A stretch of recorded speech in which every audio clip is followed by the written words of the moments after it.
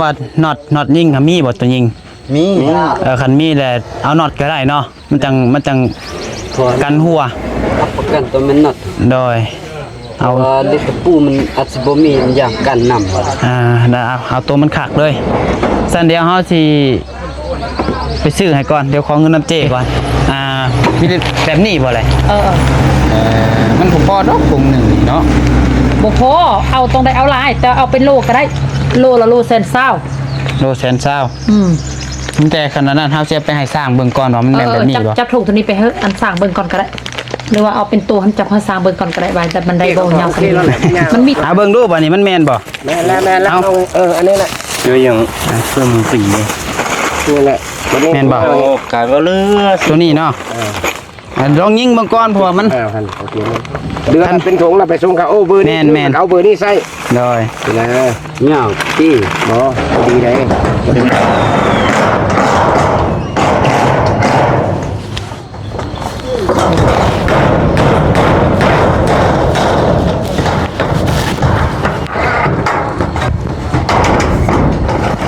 ข่าวอยู่บ่เด้มันก็บ่ได้ซอดได้ไงบ่ซอดกับพอดีแบบมิดชิดเลยพอดีแบบมิดชิดบ่ซอดซับพอดีเนียบเลยนี่นางน้องคนว่ายันน็อตบ่ซอดบ่ซอดก้าวกับปูได้บ่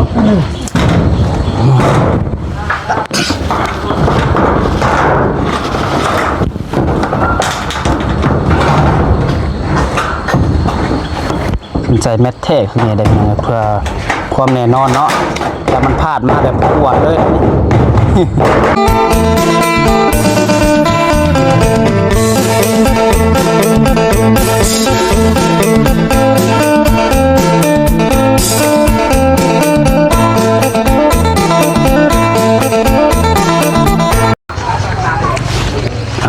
มายังไงเนาะต่อกันสร้างเพิ่นกำลังเริ่มเอาแผ่นวิซิงขึ้นมุงพี่น้องเนาะคนอื่นเบิดกะทักทายสบายดีได้พี่น้องเด้อสบายดีสวัสดีพ่อแม่พี่น้องFCเบิดสุขคนเนาะพบกันกับซองทูบสายกกสายบุญอีกแล้วเนาะขอกับน้องใส่พี่น้องเลยนะดีว่าทางสร้างเนาะเวลาตอนนี้ยังบ่มีตะปูบ่มีน็อตครับพี่น้องเลยสบายดีสัญญาณกับบ่มีสัญญาณกับบ่ได้โทรหาเตียงเพิ่นกะแต่ว่าน็อตยังบ่มีเนาะแม่นแต่สิเจ้าสิขึ้นมุ้งแล้วครับสิเอาตะปูบ่สิเอาน็อตบ่สิเจ้าว่าคะแนนว่าน็อตยิงมีบ่ตัวยิงมีคันมีแหละเอาน็อตก็ได้เนาะมันจังกันหัวประกันตัวมันน็อตโดยเอาลิตรปูมันอัศบมีอย่างกันนำเอาตัวมันขักเลยสั้นเดียวเขาสิไปซื้อให้ก่อนเดี๋ยวขอเงินน้ำเจก่อนอันนี้ก็ยังบริจ่ายที่เบิ่งได้เดี๋ยวเขาสิไปแล่นไปถามห้านเพิ่นให้ได้เพิ่นจดบินไว้ฮะนะนี่โอเคโดยใช่เพิ่นว่านั่นเลยเอาตะปูหมวกใส่เลยวะมันบ่มีสัญญาณโทรนะโทรหาเตียงบ่ได้มีแต่เดี๋ยวเขาสิไปเอาอยู่ห้านเพิ่นมาให้ก่อนเพราะว่าจุอ้ายสิได้ใช้เด้มันจังบ่ได้ถ่ายเพราะว่าถ้ามันจับหัวเอาน็อตโลดคันจุเจ้ามีแนวยิงเลยเอาน็อตเลยมีที่แนวยิงก็ได้แนวยิงโว้เนี่ยอันนึงตีตอกเข้าหรอเจ้ามันสิซ่าที่เดี๋ยวนะสรุปมีอันยิงคือบ่มีนี่แหละอันยิงเข้าคันนั้นว่ามีแหละเขาสิเอาไปเอาน็อตมาให้ตอนนี้คันบ่มีแล้วเสียตะปูมาให้ชุดเจ้าสะดวกตัวใดสะเอาตามสร้างสะดวกไปพอฮาร่มก็ไปเตียงแล้ววันนี้แล้วก็ว่าถามสร้างเบิ่งก่อนแล้วว่ะยันเราลืมหั่นนะชุดเจ้าสะดวกเอาขึ้นว่าสิเอาน็อตเครื่องตะปูซะแท้เลยอยากได้น็อตแล้วเอาน็อตแล้วสิไปเอาน็อตมาให้โอเคสรุปเอาน็อตเนาะโอเคตามนั้นจะคู่แค่นี้แหละเอาจากทงได้บัดนี้เป็นกับสบน็อต เอารุ่นยาวเลยโดดน็อต บอกเพิ่นว่าน็อตยิงอลูซิ่งนะว่า แต่ผมรุ่นยิ่งกระเบื้องได้ตัวนี้มันสั้น มันสิมีแบบตัวอลูซิ่งต่างหากตัวกระเบื้องต่างหาก ๆปล่อยเลย ห่านเพิ่นคือสิฮู้ กระเบื้องให้หน่อยพี่ไปท่ามเขาล็อกตรงนี้มันจะกระเบื้อง เดี๋ยวเอามาเบิ่งก่อนกันบ่แม่นไปเปลี่ยนใกล้ๆหนึ่งเนาะเอาจะกลับล่ะกะให้มันเรือเลย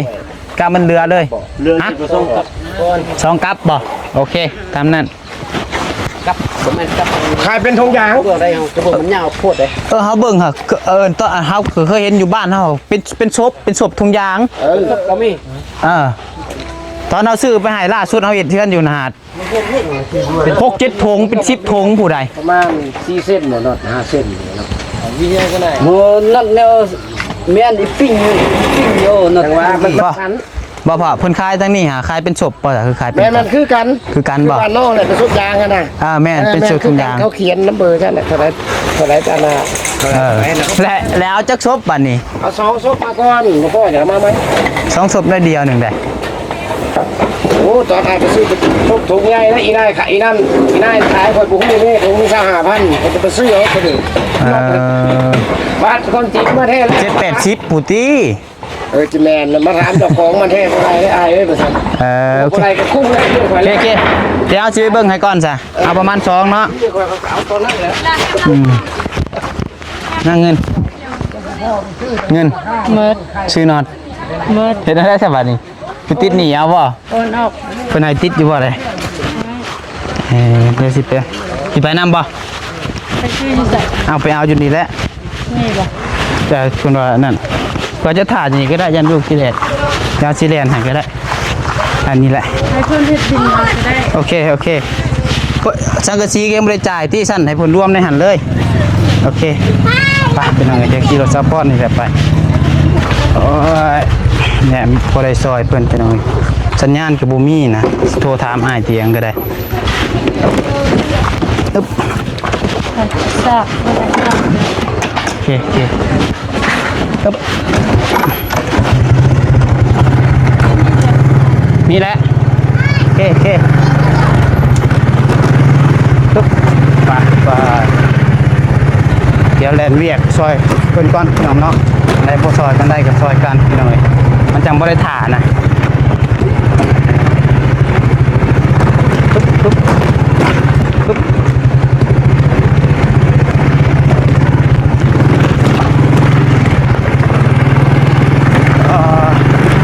แดดร้อนซ้ำพี่น้องเสียสัญญาบ่ได้ใส่ใหม่บ่ได้แขนน้องบ่ได้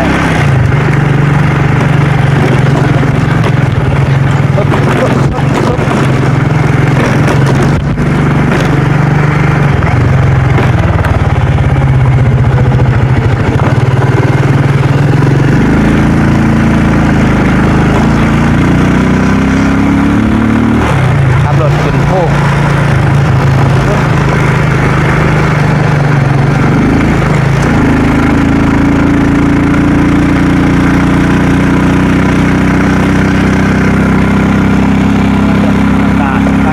ครับ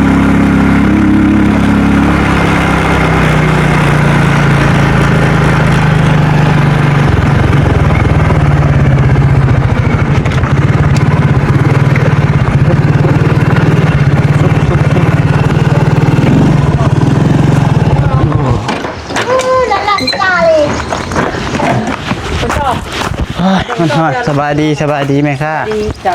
โดยอันน็อตหายเตียงเพิ่นยังบ่ได้สั่งบ่ หยัง ยังบ่โอ้คันยังเลยเอาให้นี่น็อตนั่นตัวยิงลูกซิ่งน่ะเด้อ แต่ว่าน้องมาเบิ่งดู โอ้เฮาก็สิฮู้บ่ สั้นละบ่มีละได้มีแต่ตัวซ้ำนี่ละได้ มันสำนีบ่แต่ว่ามันยิงลูกซิ่งได้เห็นบ่ ยิงอาลูซิ่งได้ยิงอาลูซิ่งได้ยิงละมันจิบคันไม่จับฮอดทางเล็กได้ตัวนี้น่ะจับฮอดทางเล็กปั๊บนั่น ไม่ได้ไม่ได้ ยิงไม้ก็ได้ ไม่ก็ได้บ่ ฮะห้องน้ำเหรอโอ้ห้องน้ำยันดา โอเคเดี๋ยวแป๊บนึงได้อสักแป๊บนึง ก็มูเต้าเฉยก่อน เดี๋ยวโทรถามแม่เตียงก่อนว่าเพิ่นแ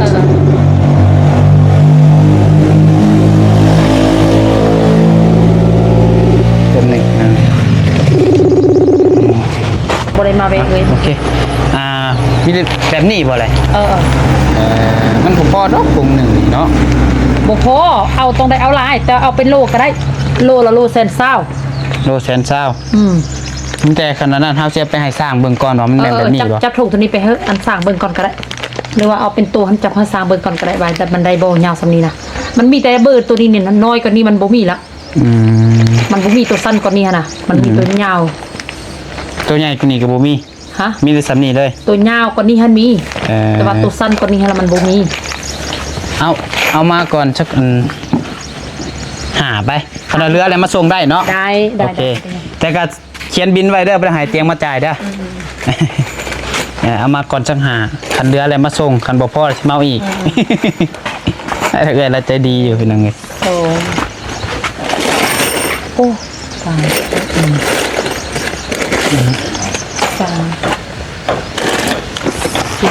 โอเค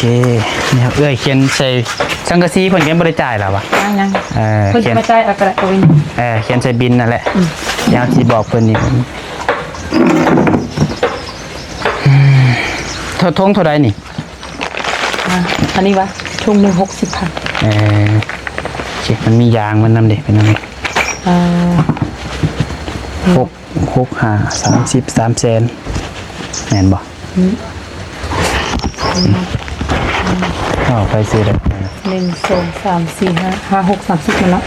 3 แสน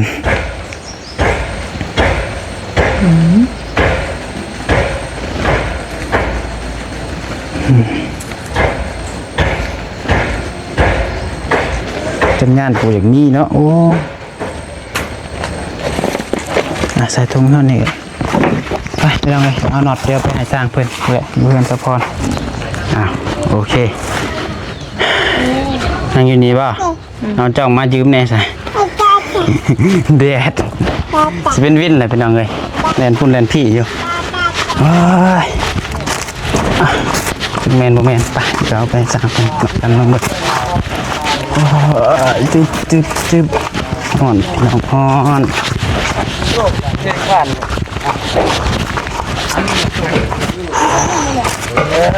น้องบอกว่าไปก่อนแกเดือเป็นถุงแล้วจะมาส่งคืนก่อนแมนบอกแล้วโอเคเขาบอกโอเคแล้วแหละไม่ยากแล้วเอาเบิ่งรูปอันนี้มันแมนบ่แมนแล้วอันนี้แหละเยอะอย่างเพิ่มสีนี่แหละแมนบ่กลายว่าเลือตัวนี้เนาะลองยิงบางก้อนเพราะว่ามันเดือนเป็นถุงเราไปส่งเขาเบอร์นี้เอาเบอร์นี้ใส่เลยนะเนี่ยที่หมอพอดีเลยจะมีพอดีเนอะตกพอดีลองเบิ้งลองเนี่ยบอกเอาน็อตนึงไปแทกมันก็หู้นะบอกอันนี้แหละ5 เส้น 6 เส้นอะไรละไก่ว่าได้อันนี้เมื่อกี้ละมีแต่ชื่อเจ้าแก้เธอทงก็ได้มันเส้นป้ายพุ่นน่ะขนาดมันเรือแหละไปส่งเพิ่นไก่ว่านี่ฮะน้ำถุงเอามาหาทงได้ทงพอดี5 ทงโดยลายพูดเรือเราเป็นถุงแม่นคันมันเรือแหละไปส่งเพิ่นย่ามันบ่พอแล้วย่ามันข้านไปเอาอีกนะข้านไปข้านมาอะไรเถอะลองยิงลองเบิ้งเมื่อแล้ว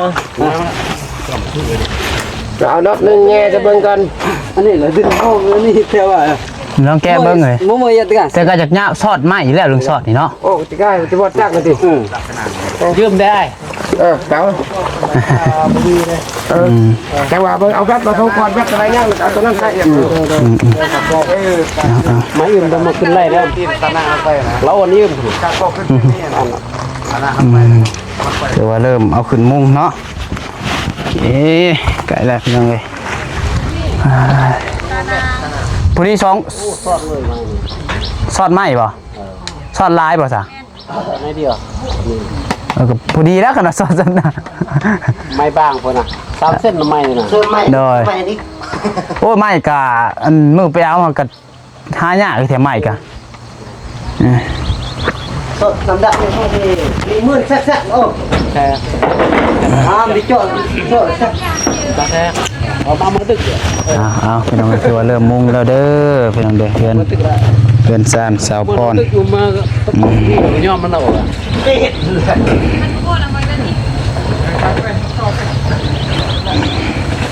โอเคสันเด็จที่ไอเวียนตามดีนะ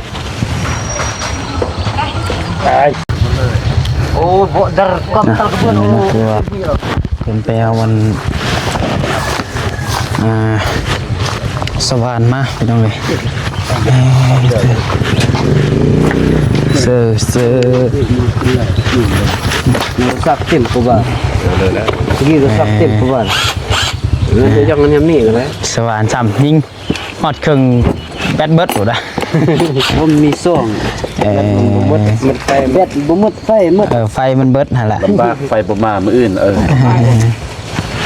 ไฟประมาณมันจะเอายากนิดนึง เลย อันนั้นไฟไฟสำลาย 2ตัวป่ะ เนี่ย ใครอยู่คือดอกเมียนเดียวเสร็จแล้ว 2คนมีพี่น้องอยู่พี่มันง่ายเลยยืมพี่น้องพี่เลย ดีแล้วนะ ต้องได้มุ่งไปนี่ เฮ็ดลำบนน้ำมือมันเลยเอาแง่มาก้อนว่ะ คือดอกบ่มีทีแรกช่วงว่าสิเอาตะปูให้แต่คือว่าเจ้าบ่มีสว่านนะ ลองแจ้งมันจะมาลองแบบนี้นี่ แต่มันมีสว่านก็คักแล้วนั่นไงลุยบัดนี้เนาะพร้อมยิงบ่เรื่องยิงเลยกับมื้อเช้านี่ขี่รถออกมากับสาวพรอยู่ภูน่ะพานตัวบักใหญ่นึง โอ้ ป้อแล่นออกมาหน้าทางเลยกลางทางเลยจังว่าบอลทางโค้งหั่นน่ะ ว่าเอามันเลย ไอ้ชายส้นเอาเลยบ่ ตามมือเลย ใหญ่เติบได้เฮาบ่ฮู้เฮาบ่เคยเห็นจักเทื่อจนสาวพรท่วงว่าพานคิดว่าเป็นทีแรกคิดว่าแบ้ ว้าว คือว่าตัวแบ้น้องเห็นนี่เป็นเห็นจอดเลยสะพานจอดแล้วน้องลงมาเอาอย่างก็ได้ทับตะแคงเฮาเนี่ยฟันใต้เลยคุณ ฮะ เอาไม่ว่าอย่างทุบแคงเฮาเป็นตะแคงเฮาแล้วฟันใต้เลย บ่แท้นี่บ้า อยู่บ้านไอ้นั่นก็ สองเดียวผมมอตื่น นั่นเอาลองเด้อ ว่าติมันเห็นรถมามันกระเด็นเข้าป่าลงคืน โอ้เอาก็ฮิตทับตอนนั้นทับสะพานหั่นเอ้ย ทับแขนสะพอนเลยเนาะโอ้คือแบบนี้กันทับแข้งเฮาเลยบ่ได้ ครับแค่สะพาน โอ้ยทางก็ได้แต่อยู่อยากให้พาขึ้นไปห้องหมอ บ่แม่นยั่ว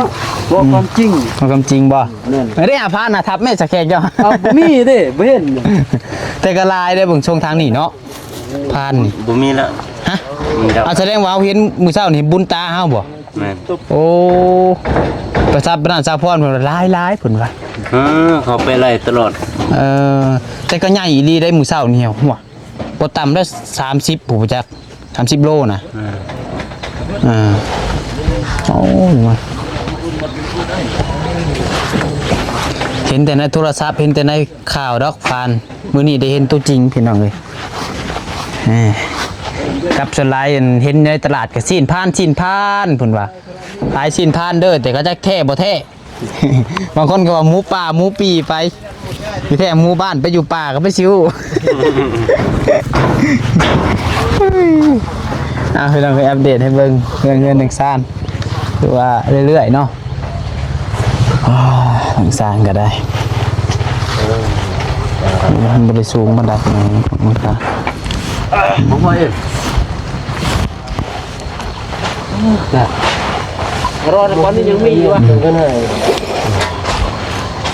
คนมุงเลยเดี๋ยวกายออกมานี่จักเส้นนี่อ้ายกายออกมานี่ 10 เซน 10 เส้นหนึ่งบ่เวลา10 เซนกายขึ้นมา แคบมื้อนี้ทราบว่าหันเลยระวังลองนี่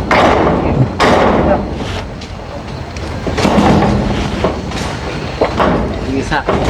นุ่งหลังนึงไปเนาะนี่ผู้ยืนอันนี้เนาะผู้ยืนแล้วซิ่ง แกนก็สักนี่เรามีเป็นตบ นี่คนดินอย่างเดียวพี่น้องเนาะโอ้ตัว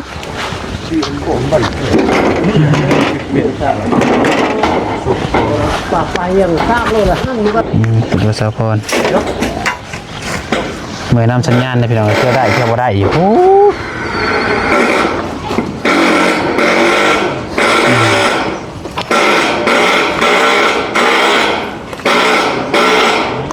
ใครแต่ว่าดินนี่มันส่วนสบายของเขาก็เนาะคันเป็นดินด่างคันยากอันนี้คล้ายดินทรายนะพี่น้องดินตัวนี้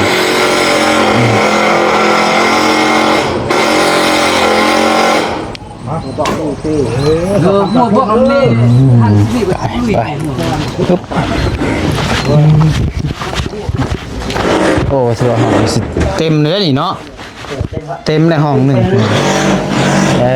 ไม่ได้ปรับให้มันเพียงให้มันยังของนอนสุดยอดนะเริ่มมุงแล้วเพียงไงแค่นี้ก็ปรับดินทางเทิงกับมุงไว้เดี๋ยวเนาะให้มันจวดจ้าดเลยนะแบบบ่ต้องท่าคือมือแรกนี่คนแสนมันได้เท่เลยเพียงไงบุมียังผิดพลาดเนาะให้ได้เท่มุงก็ให้มันแล้วมืออื่นนี่สาบติดประตูจบปิดงาน ทำสิไว้ปานนั้นได้พี่น้องเนาะโอ้ยทางนั้นก็ตั้งเสาอยู่พี่น้องเอ้ยหาคนทีมงานนี่เนาะก็เป็นเรื่องทางเสาเด้อพี่น้องเด้อ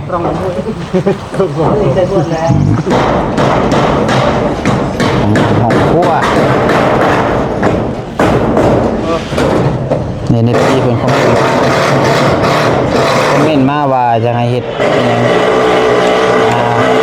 คันร้อยคันแล้วเลยหั่นเขาบ่ใส่ก็บ่เข้าใจบ่ได้ดอก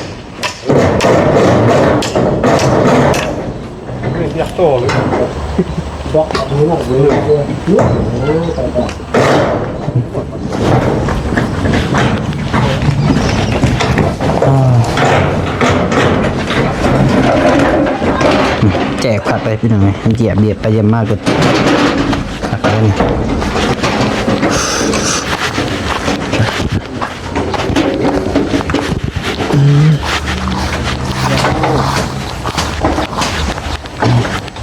เอาเลยขักไปสั่งเลยยิงก็ได้ให้น้ำอ่างอยู่เพื่อนเห็นรอดเจ้าของก็ไปมาเบิ่งน้ำเห็นรอดยิงก็ได้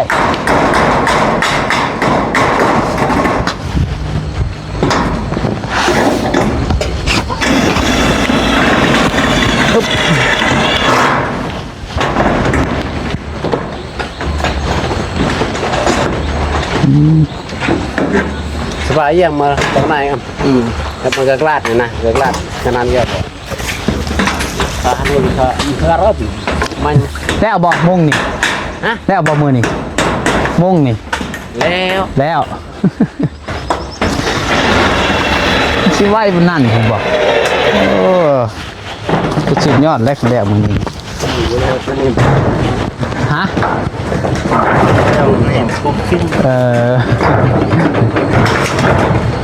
มุงกับเทพื้นนะประมาณมือนี่เนาะ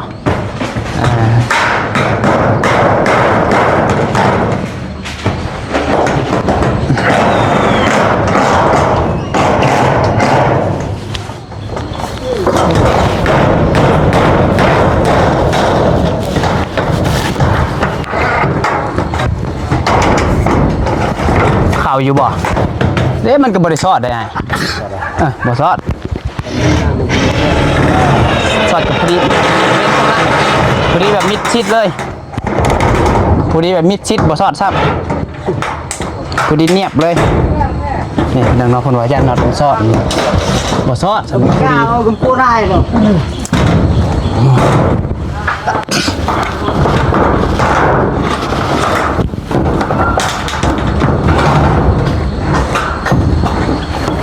ใส่แมทเทคนี่ได้เพื่อ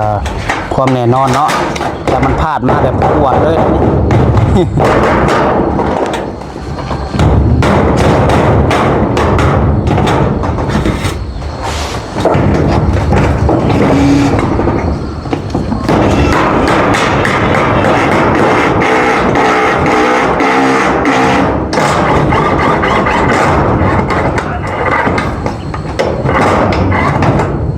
ก่อนผลตอบก่อนยิงลูกตาตัวหอนแห้งบ่ไว้ดอกอันนี้ลงดีกว่าพี่น้องเลยปวดพวกว่าแดดประเทศลาวดอกอันนี้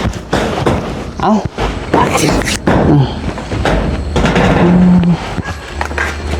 เป็นแค่ท่านก็ได้น้องปัสไซกาแดดแต่เศร้าๆไปเนาะเห็ดนั่นเห็ดนี่ได้เสือเพื่อนพี่น้องเลยนี่แหละเอามาแต่เช้ามันก็ดีแบบนึงพี่น้องเลยเพราะว่าตามคนต้องการเขาก็จังได้ประสานหาไอเตียงคือว่าทางน้องปัสไซไปเอามาก่อนได้พี่น้องเนาะ จังบ่ได้ถ่ายบ่ได้น่าจะยังไงไว้เป็นแบบนี้เนาะเอ้าปึ๊บถือว่าเริ่มมุงแล้วเด้อพี่น้องเด้อแจ้งบอก FC ไปเดี๋ยวจังว่ากันจะเพียงสำหรับคลิปนี้ทางภาษาขอลาไปก่อนเดี๋ยวจังว่ากันใหม่คลิปหน้าตลอดช่วงแรงๆยังไงบัดนี้มีไปก่อนแล้วอยู่ดีมีแห้งขอบบุญขอบคุณทางพ่อๆแม่ๆ FC หลายๆที่เข้ามาชมและเป็นกำลังใจทางภาษาเนาะฝากให้เด้อเพิ่นเด้อช่วงนี้ก็หาเงินตั้งใจหาเงินพอสิได้กลับเมื่อพอสิได้ค่ะพ่อขดองน้ำหมู เอามาตอนนี้คือหาเงินแต่งเมียเป็นยังไง อันนี้เว้าแท้แล้วบ่ได้เว้าดินได้เป็นหยังเนาะ